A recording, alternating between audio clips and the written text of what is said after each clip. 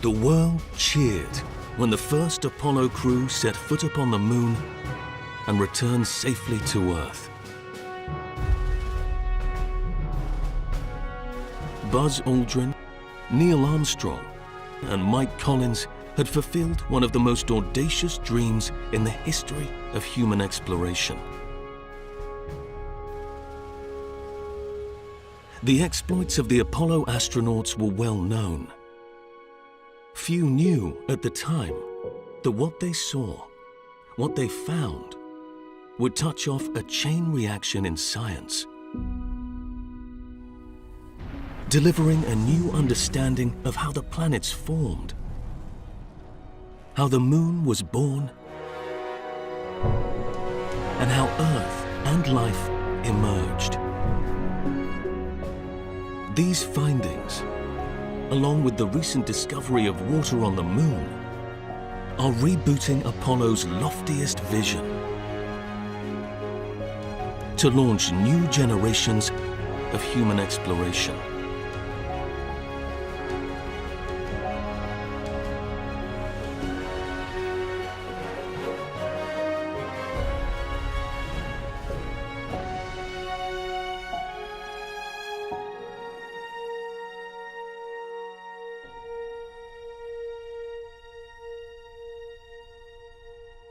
Six times in 4.5 years, Apollo spacecraft will coast over a pocked lunar surface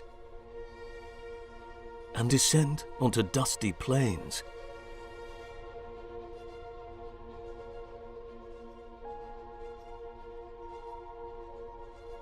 "12 astronauts will climb out to experience the moon up close.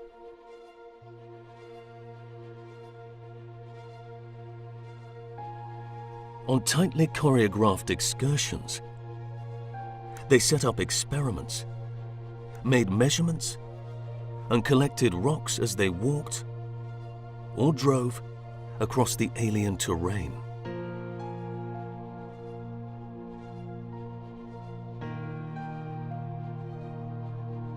These heroic missions teased a daring new era of exploration and achievement. The investment poured into researching how to get safely to and from the moon would act as an accelerant for technologies that increasingly shape modern life: computation, communications, electronics, robotics. But it's the science produced in the wake of Apollo that will increasingly define its legacy.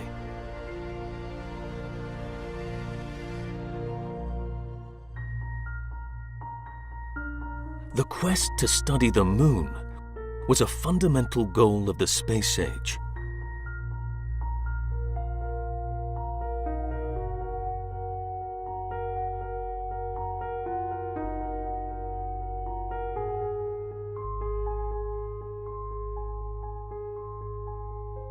The Soviets developed the giant N-1 launcher, intended to send cosmonauts beyond Earth orbit.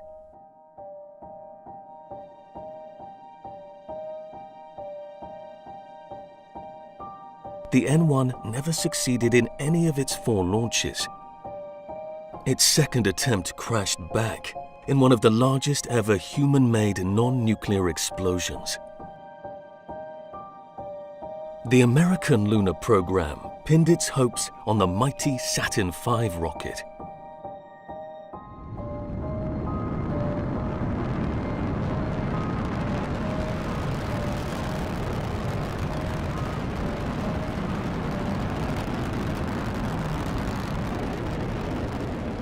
We shall send to the moon, 240,000 miles away from the control station in Houston, a giant rocket more than 300 feet tall, made of new metal alloys, some of which have not yet been invented, capable of standing heat and stresses several times more than have ever been experienced, fitted together with a precision better than the finest watch, carrying all the equipment needed for propulsion, guidance, control, communications, food, and survival on an untried mission to an unknown celestial body and do all this, and do all this, and do it right.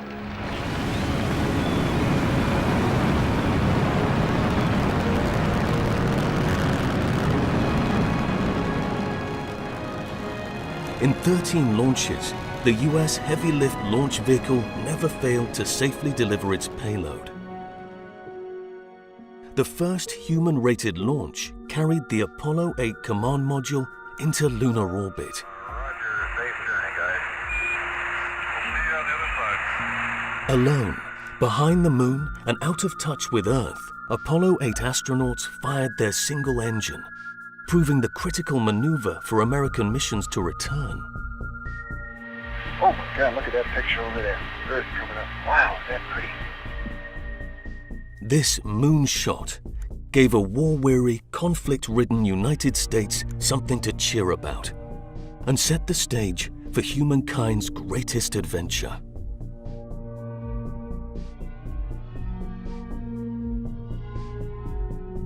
Ignition sequence start. 6, 5, 4, 3, 2, 1, 0. All engine running. Liftoff. We have a liftoff. 32 minutes past the hour. Liftoff on Apollo 11. On July the 16th, Apollo 11 blasts off.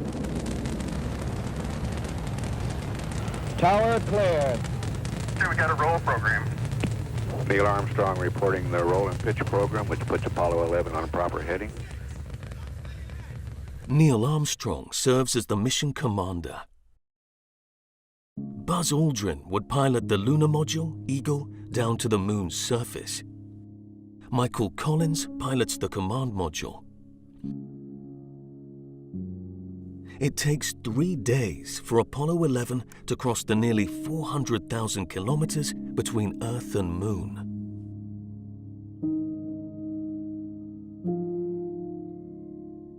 On July the 19th, Collins fires the command module's rockets, and Apollo 11 enters lunar orbit. Well, there is some rough country over there. Something really peppered that one.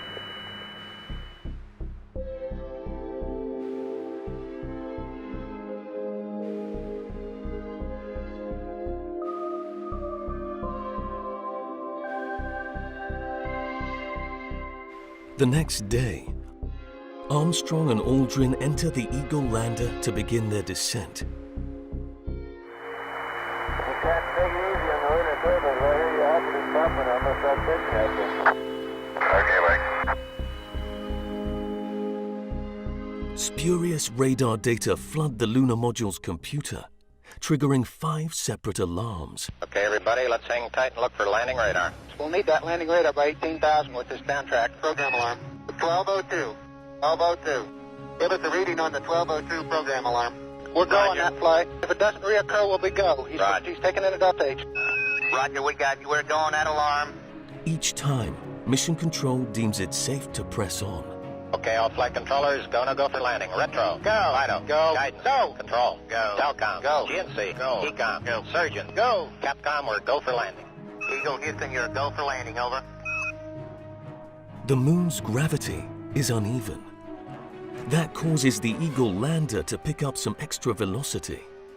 Your tag gun for non-velocity. Standard speed down 3.5. 47 forward. The astronauts sail past their ideal landing zone. 4.5 down. 5.5 down. Flying above a field of boulders as big as houses and running low on fuel, Armstrong takes manual control, searching for a clean spot to touch down. 100 feet, 3.5 down, 9 forward. 5%. 105. 75 feet. Car's looking good, down a half. 60 seconds. 60 seconds. Lights on. Down 2.5. Forward. Forward. 20 feet, down 2.5. Picking up some dust. 3 feet, 2.5 down. Big shadow. And after 30. 4 forward. 4 forward, just into the right a little. 30. 30 seconds. Down a half. 30 seconds forward. Good.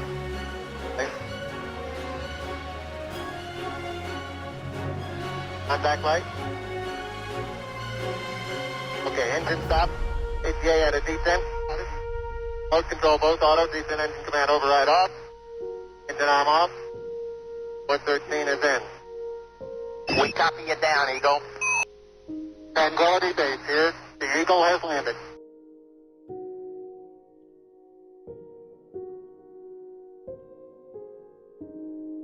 About 6.5 hours later, Neil and Buzz set foot upon the moon. The surface appears to be very fine-grained as you get close to it. It's almost like a powder.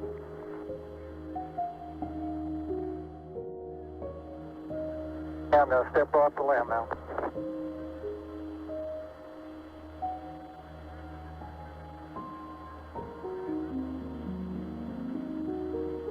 That's one small step for man, one giant leap for mankind.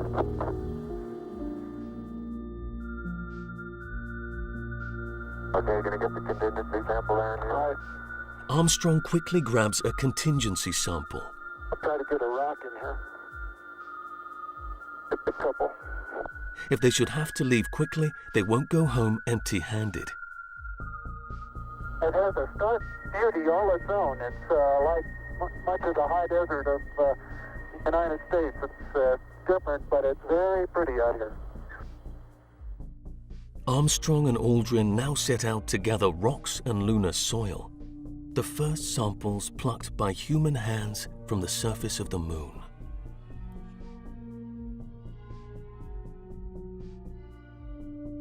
The astronauts find themselves on a strange grey world, filled with optical illusions and unexpected juxtapositions. With no atmosphere to diffuse it, the sunlight is harsh, with shadows cast in deep black. If I look around the area, the contrast in general is completely by virtue of the shadows. Only the lander, the experimental gear, and the Earth offer swatches of color.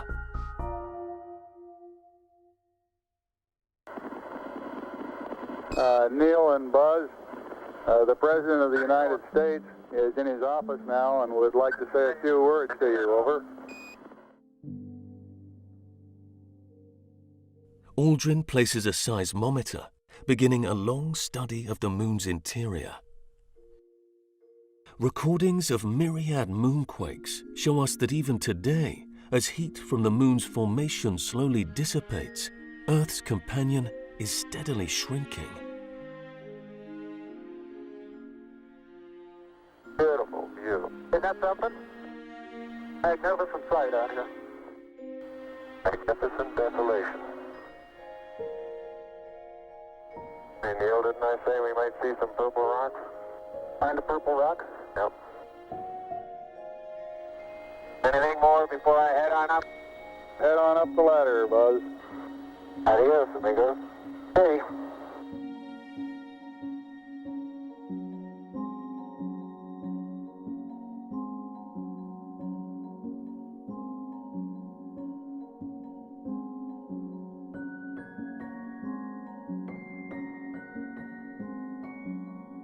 The first Apollo crew lifted off the moon aboard the Eagle lander with 2 boxes of lunar rocks and dirt weighing 21.55 kilograms.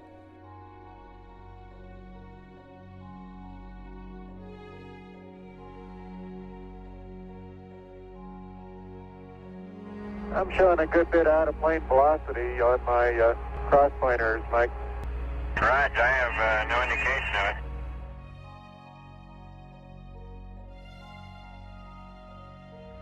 Okay, Mike, I'll get position here, and then you got it. Just under 4 hours later, they docked with the command module Columbia for the journey home.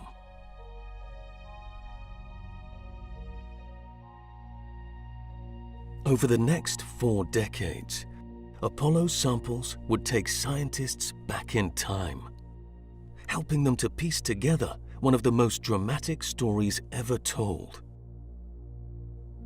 The birth of the Moon and the rise of planet Earth as we know it today.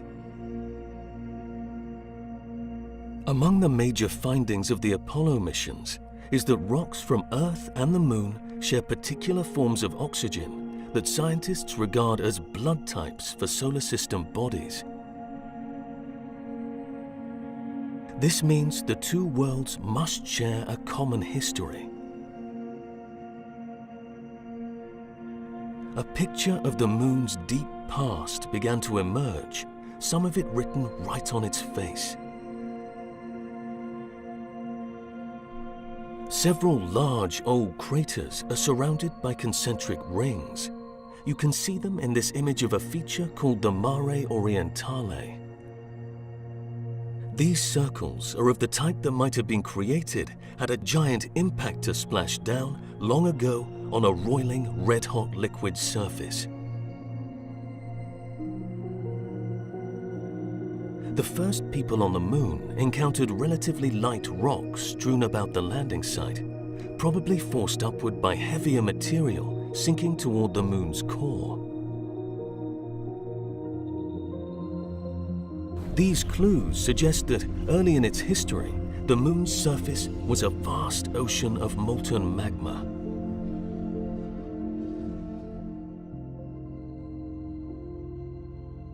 The second Apollo mission would bring this idea into sharp relief. November the 19th, 1969. Pete Conrad and Alan Bean descend toward a region called Oceanus Procellarum, or Ocean of Storms. This vast plain is covered in a thick layer of solidified magma, perhaps unleashed by a large ancient impact. Very good, very good. Looks good, Pete. Hey, there it is. There it is. Son of a gun, right down the middle of the road. Outstanding. 42 degrees, Pete. They're homing in on Surveyor 3, a robotic lander that touched down in April 1967.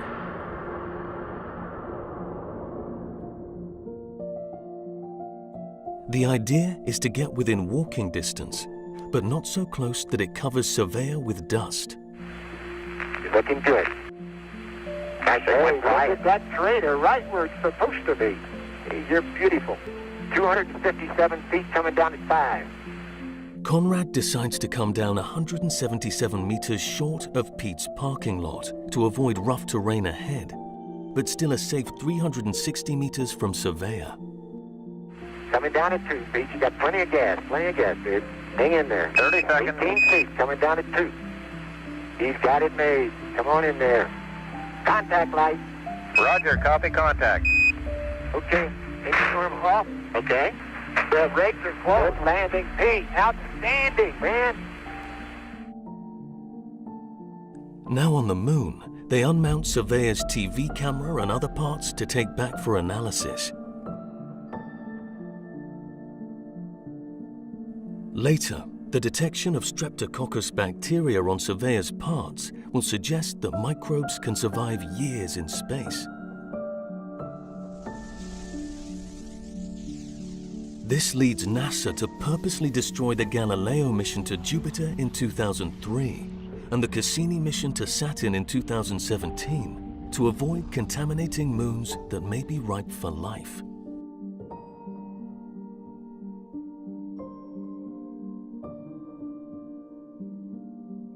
On the lunar surface, Conrad and Bean pick up a rock eventually nicknamed Creep for its constituents: potassium, rare earth elements, and phosphorus.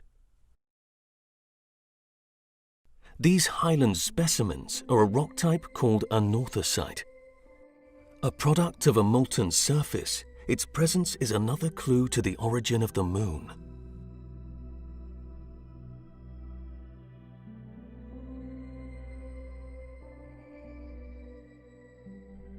Before Apollo, Scientists entertained a range of theories on where the moon came from. It's a protoplanet snagged by Earth as it passed by, or that formed right alongside the Earth at the same time. It's what remains of debris scattered by an asteroid large enough to carve out the Pacific Ocean, or from rocks that exploded into space when radioactive materials sunk to the center of the Earth.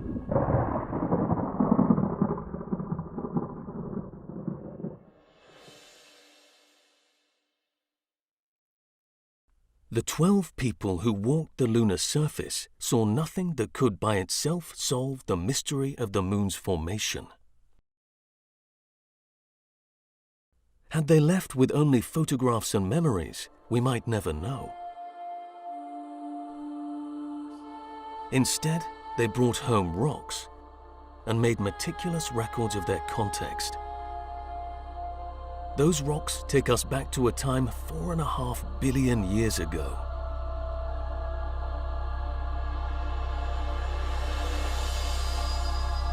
Within the kingdom of the sun, a gravitational battle rages amongst nascent planets.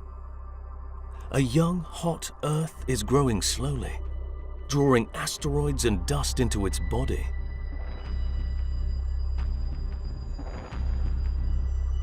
A protoplanet the size of Mars crosses its path. It has an iron core and a silicate mantle. Theia is on a collision course with Earth.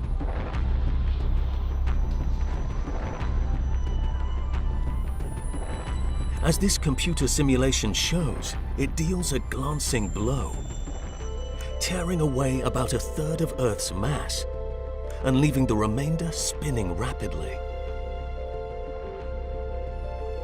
The impact envelops Earth in a dense atmosphere of super-hot vaporized rock. Much of the wreckage falls back in a rain of fiery impactors.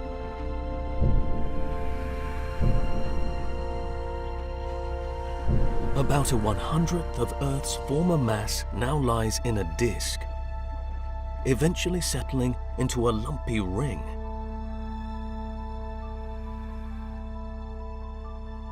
This debris ring gradually breaks up,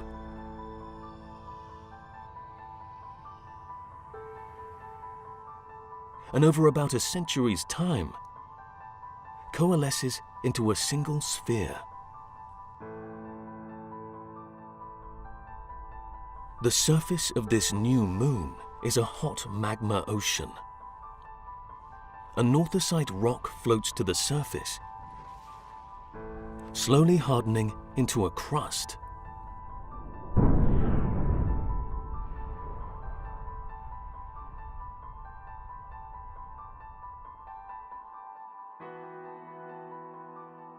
For hundreds of millions of years, that crust will be battered by impacts large and small.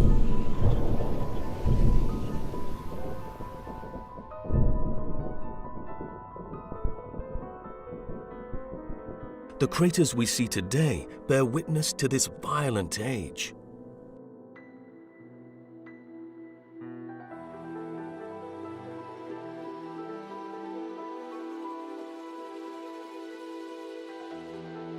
$4.51 billion years after the moon was born, explorers would step onto this surface on a journey into its past and into that of Earth.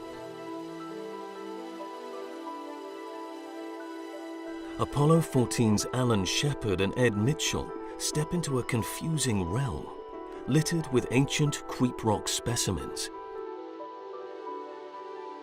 They head toward the rim of Cone Crater, on the hunt for rocks from the lunar interior blasted out by an impact. Many contain chemical traces of multiple impact events, in which rocks melt and recombine to make mashups known as breccias. Unlike Earth, where weather and erosion have erased evidence of all but the largest impacts, the Moon retains a detailed record of bombardment. In myriad craters, boulders, jagged rocks and lunar bedrock smashed into fine powder. Film from Apollo missions shows astronauts bouncing along with seeming ease in the low lunar gravity. In reality, exploring the Moon is hard work. Spacesuits, made rigid by the very air the astronauts need to breathe, restrict bending at the waist, knees and elbows. Yet these soldiers of science were tasked with maneuvering complex instruments. No, dadgummit. With chipping off and picking up rocks. Okay, babe. Open the bag. And with driving core tubes down into ancient, densely compacted soil. Whoop. Okay. We see that one went all the way in. Not quite.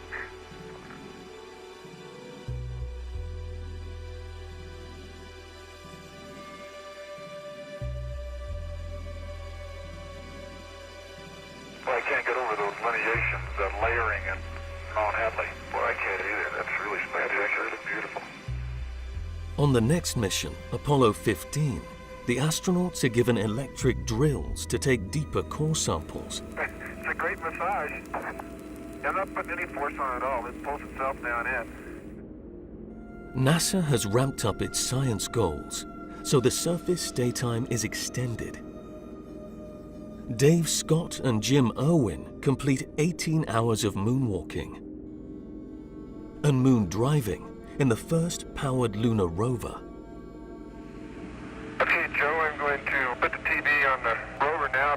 Cable's connected. Wheeled mobility proves key to the scientific bounty.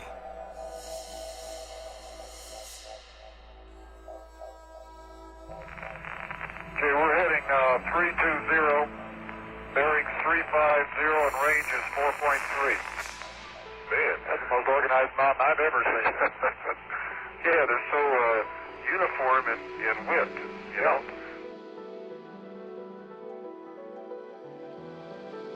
Their landing site lies near a collapsed lava tube called Hadley Rill. 5.2, 3,000 feet. 5.2. It's a huge extrusion of hot magma that wormed its way across the surface, then cooled and hardened. Later on, the roof collapsed, exposing its hollow interior. Oh, look at those large blocks on that west wall. This long, sinuous conduit is similar to features made by volcanoes here on Earth. But Hadley Rill is much larger, 135 kilometers long, thanks to the Moon's much lower gravity.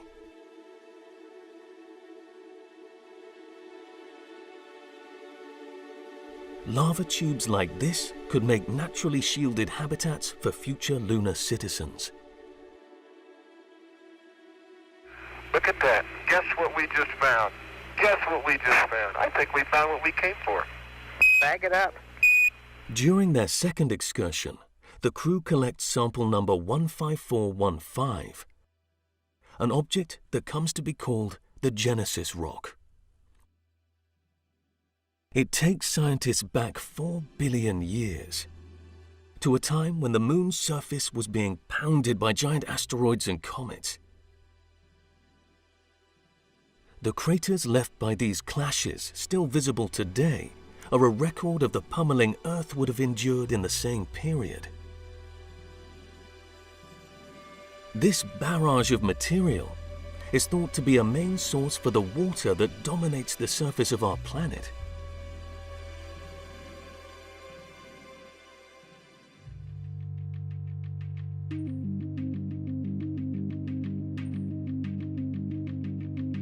The next moonshot pushes deeper into this ancient period. Okay, fuel is good, 10%. That comes the shadow. Perfect place over here, John. A couple of big boulders. Down at 3, looking super. Give me one click up. You're backing up slightly. Okay, 2 down. Stand by for contact. Apollo 16 touches down in a region far from previous landings to get better triangulation on seismic data and to explore higher elevation terrain. Until Apollo, most theorists believed the lunar highlands were built by ancient volcanoes. Astronauts John Young and Charlie Duke quickly cast doubt on this hypothesis. In more than 20 hours of prospecting, the pair finds almost nothing of volcanic origin.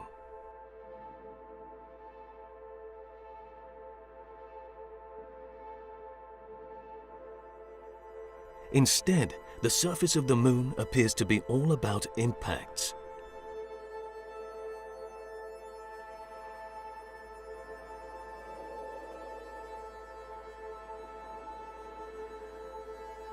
Duke and Young bagged 2 samples that will turn out to be the largest and oldest found, 4.44 billion years, almost as old as the moon itself.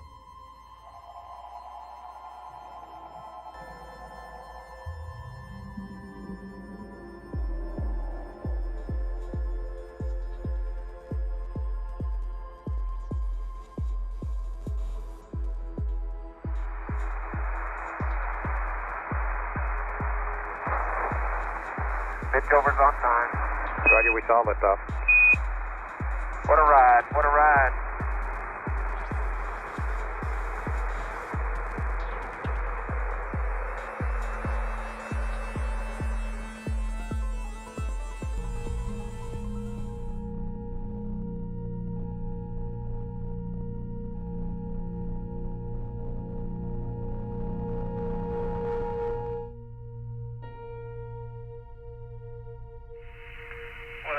With a glare shield really comes in handy. Beginning on Apollo 15, every ship has carried lunar mapping and panoramic cameras mounted outside. I'm at the mapping camera, and the stellar cover door is open, and it's jammed against the handrail.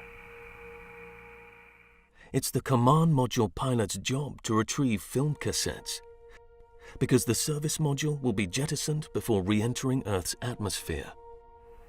Okay, here comes the mapping camera cover. Manual moves out there.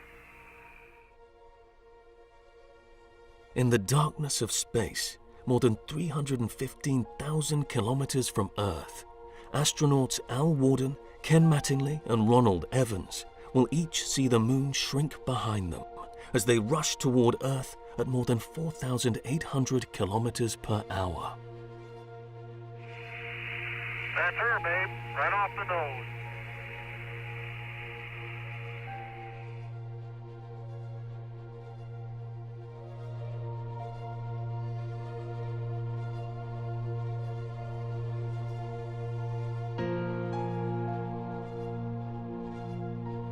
The last Apollo targets a region where ancient and infant geology intersect. It is named Taurus Littrow. Okay, stand by for pitch over. Oh, are we coming in? Oh, baby. Pitch there it is. Proceeded. And there it is, Houston. There's Camelot. Right on target. I see it. Bellinger, your go for landing.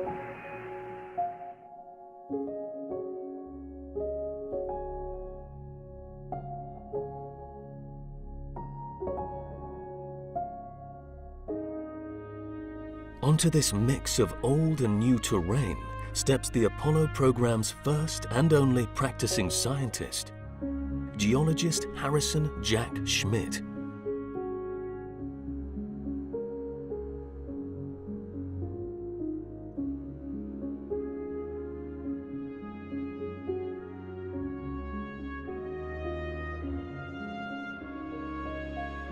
The youngest material here comes from a huge crater far away. the bright feature called Tycho, known as the belly button of the moon. Analysis confirms that Tycho is the product of an asteroid strike 108 million years ago, very recent compared to the age of the moon.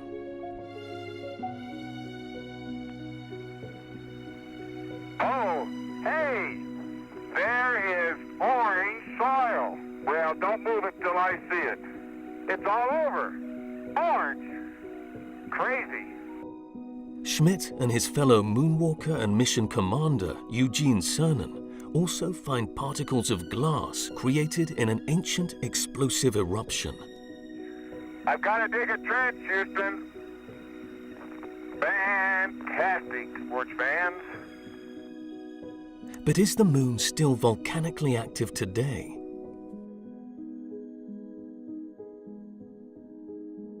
To help find out, Apollo 17 has brought the first gravity measuring instrument, the transverse gravimeter, to give scientists a picture of what lies beneath the surface.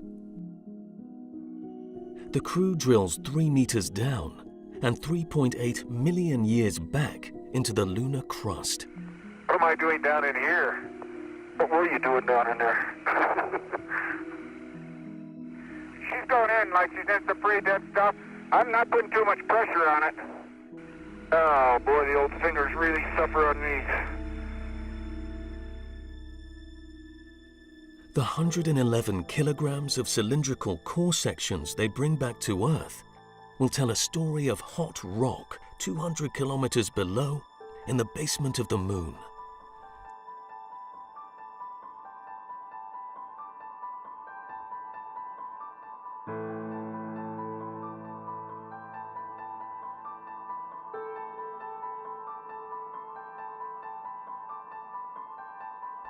By the time the last Apollo astronauts splashed down, the glow of Apollo had already begun to fade.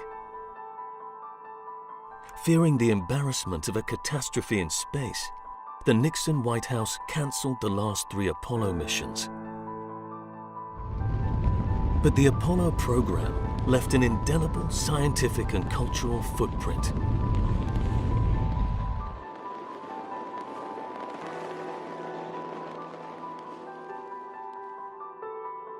Space has come to symbolize human ambition.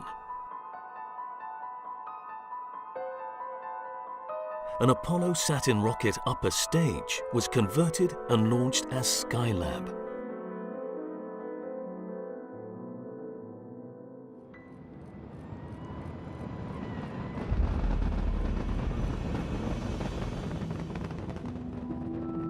NASA went on to build a partially reusable system to shuttle astronauts into low Earth orbit.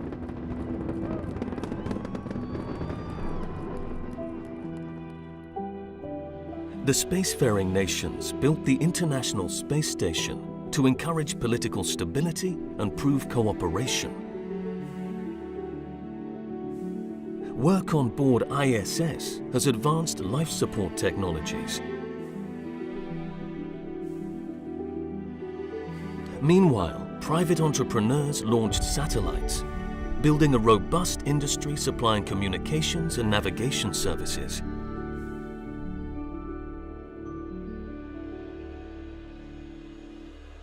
Still embracing exploration, public agencies led by NASA sent waves of robotic probes deep into the solar system.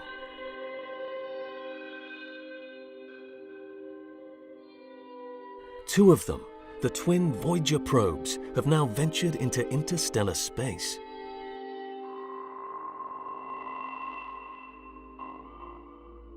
Space-based observatories, like the Hubble Space Telescope, projected our eyes and minds out into the universe at large. As this golden age of astronomy unfolded, it sparked a host of new questions for scientists laboring over bags of rocks and dirt brought back from the moon. The giant impact theory became the starting point for a rethinking of the Earth-Moon relationship. In 2017, researchers applied new radioisotope dating techniques to samples from 1971's Apollo 14 mission. Let me say, Houston, that most of these boulders are the same brownish gray that we found, but we see one is definitely almost white in color, a very definite difference in color, which we'll document. We notice that beneath this dark brown regolith, there is a very light brown layer. This work placed the Moon's birth at 4.51 billion years ago, fixing a date for an age of colliding protoplanets that built the solar system we see today. If the Moon had been born much later, there would not have been enough time for the planet to cool and for life to arise some 400 million years later.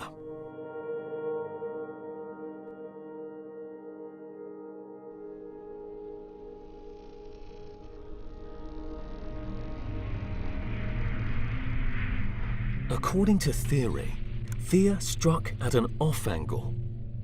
That would have given Earth its tilt and set it spinning at a rate of once every 5 hours. Over the eons, as the Moon's orbit widened, it gradually slowed Earth's spin to the 24 hours we experience today.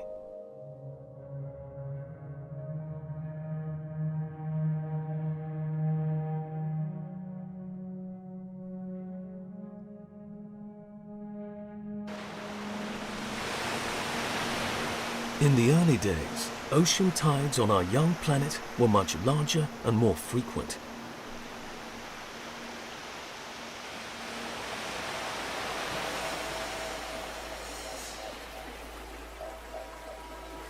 As the Earth cooled, water sloshing onto volcanic islands would have encouraged chemicals to mix, forming more complex prebiotic compounds.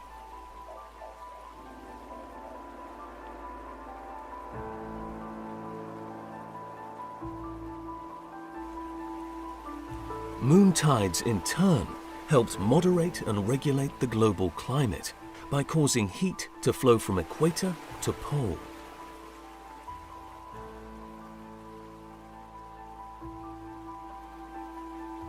Without the pull of the Moon's gravity, Earth would likely wobble by as much as 80 degrees.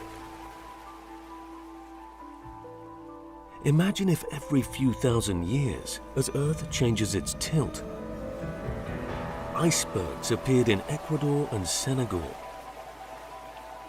and tropical beaches in Iceland and Siberia.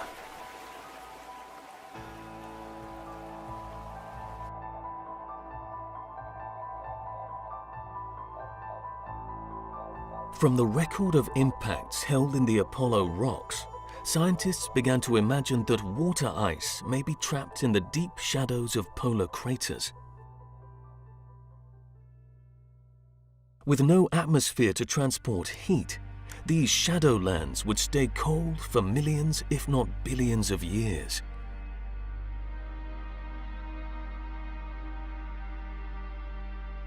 The first hints came in 1994. A probe named Clementine bounced radio signals off polar regions. The data were consistent with water molecules.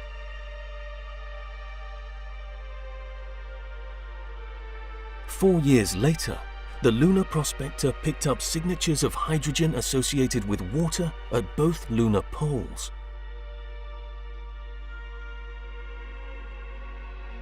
In 2009, NASA's Lunar Crater Observation Sensing Satellite, LCROSS, aimed an impactor at Cabeus Crater near the South Pole,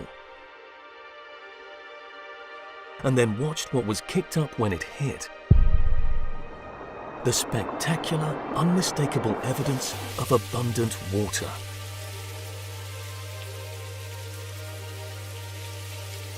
Ancient lunar ice could be key to extending life beyond our home planet. Water is the enabler of space-based civilization, the far-reaching dream behind the Apollo program.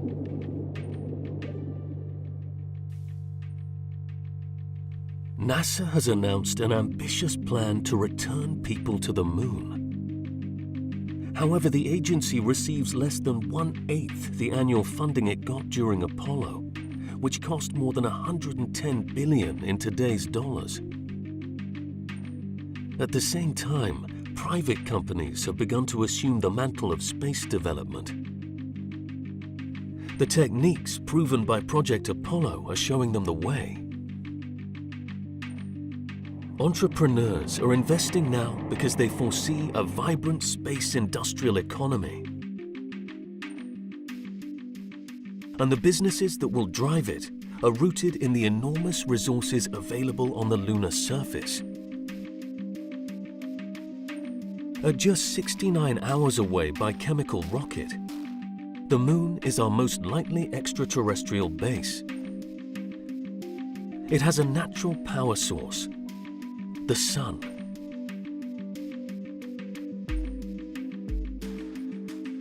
The sunlit lunar day length is equivalent to 2 weeks on Earth.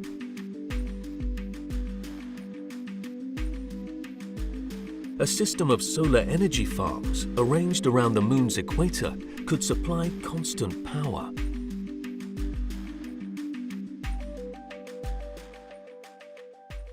I'm picking up several pieces of really vesicular rock out here now. Silicon and oxygen extracted from the soil could be fashioned into photovoltaic cells. Solar energy plants built of lunar materials could be ferried to Earth orbit or interplanetary locations.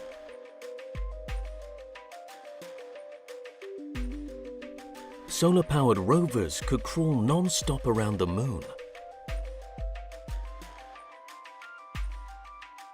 Apollo samples show the lunar surface is rich in metals for building: iron, titanium and aluminium,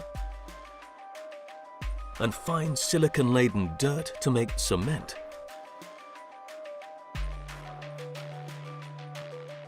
Lunar prospectors will likely find gold, platinum group and rare earth metals. The 1967 United Nations Outer Space Treaty precludes any Earth nation from claiming the moon as sovereign territory. But it does not prevent private companies from staking mining claims. The body of law governing how the moon will develop is in its infancy. Government space agencies may at first lead the lunar reboot, but they probably won't manage it over time. A politically neutral body, a lunar authority, may be needed to guide the long-term vision and planning, and to keep the peace should a lunar land rush begin.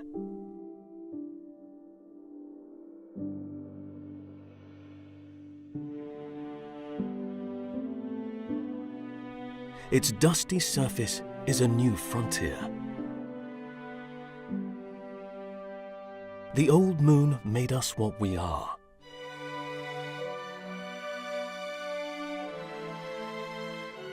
Even as the memory of Apollo fades, the bright light of this new moon calls us to venture again to its shores and beyond.